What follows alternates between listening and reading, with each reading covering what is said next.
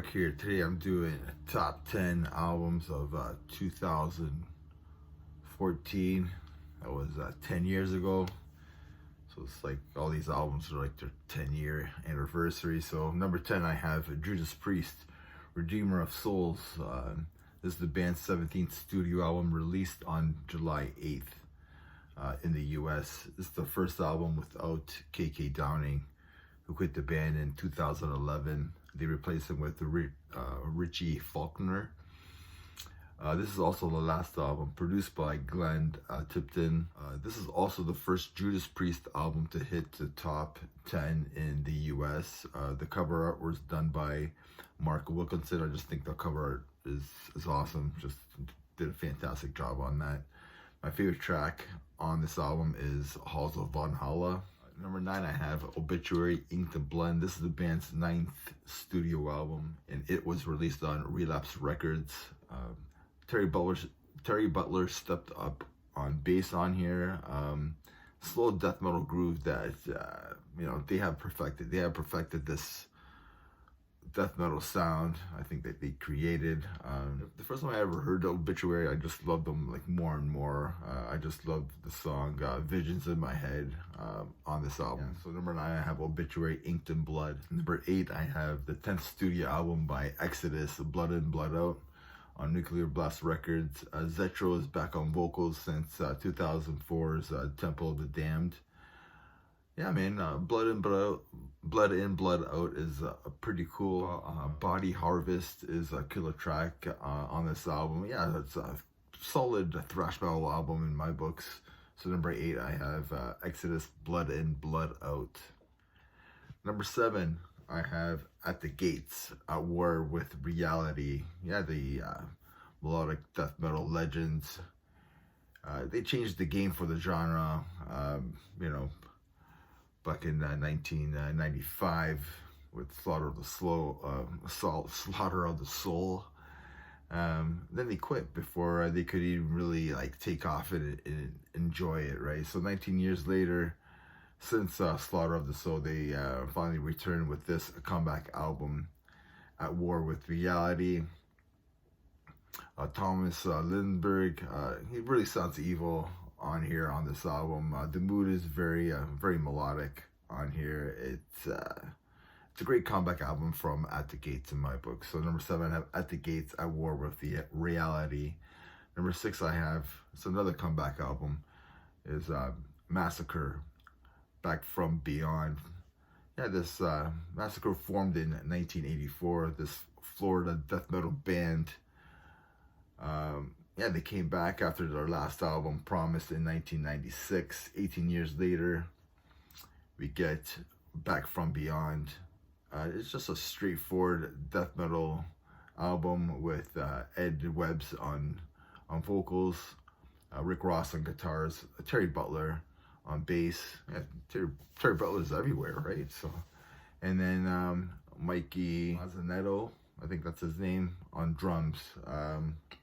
Yeah, it's a hard-hitting death metal album. I think it's a great comeback album from this old school death metal band. So number 6 I have Massacre, Back From Beyond. Number 5 I have Suicidal Angels, Divide and Conquer. Yeah, this band's from Greece.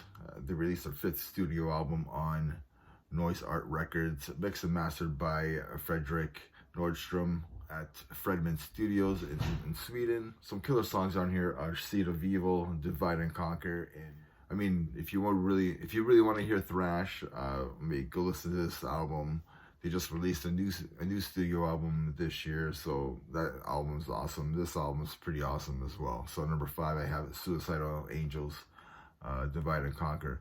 Number 4 I have Legion of the Damned, this Dutch thrash metal band. Released their 6th studio album, Rivetous Plague, on Napalm Records. This is like just in your face death thrash, like it's just done right. This is a really good album. Could be their best album that they ever released. I really like this album. Black Baron Rips, Mountain Wolves Under Crescent Moon is another killer track, and Doom Priest is another killer track. Number 4 I have Legion of the Damned.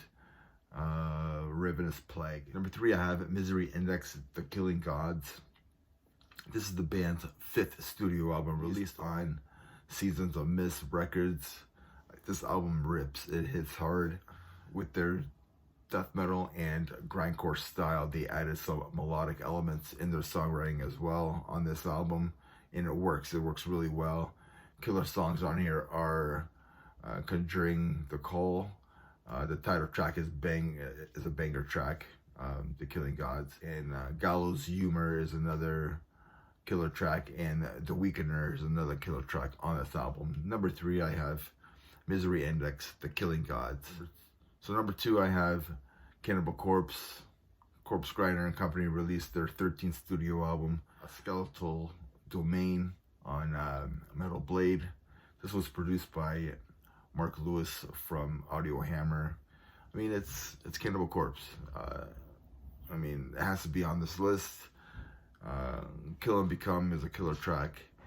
High Velocity Impact Splatter is a killer track. Ice Pick Lobotomy is another killer track. Bloodstained Cement is another killer track. This is their highest charting album at 32 of the Billboard's 200 to date.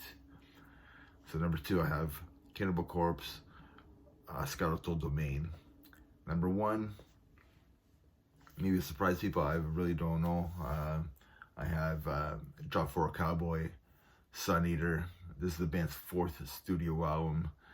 I mean, this is just a modern day like death album. I mean, with the band's progressive shift on this album, I mean, they kind of like, they're like a modern day death to me.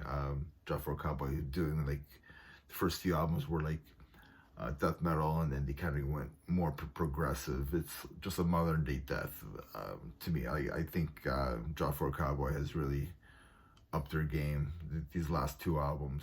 The album features a session drummer, Danny Walker, and Corpse Grinder is guest vocals on the song Synthetic Sea. So yeah, number 1, I have Job for a Cowboy, Sun Eater. Let me know what you think. Please subscribe to my channel. I want to hit 400, and remember, everybody, metal never dies. Cheers.